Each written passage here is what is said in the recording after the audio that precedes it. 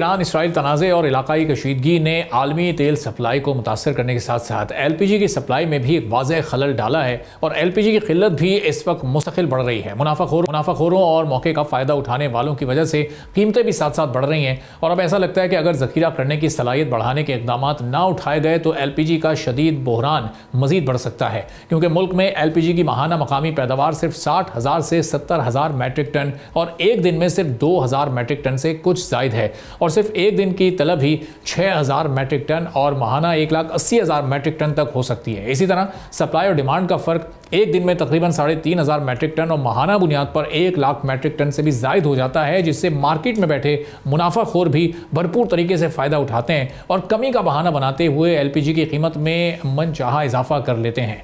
LPG industries association ने वज़ीर आज़म शहबाज शरीफ और वज़ारत तवानाई से सप्लाई की बिगड़ती हुई सूरत हाल पर शदीद तशवीश का इजहार भी किया है। एसोसिएशन के मुताबिक LPG की फ़ी किलोग्राम कीमत 450 से 500 तक पहुँचने का इम्कान है।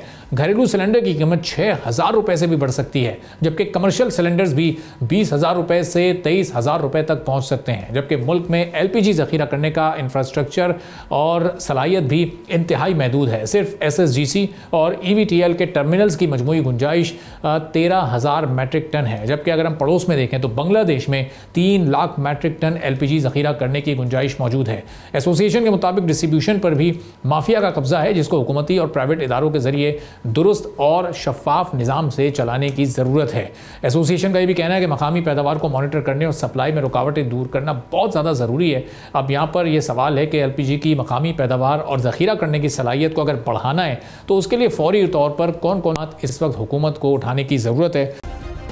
सब्सक्राइब करें और बेल दबाएं ताकि कोई खबर रह न जाए।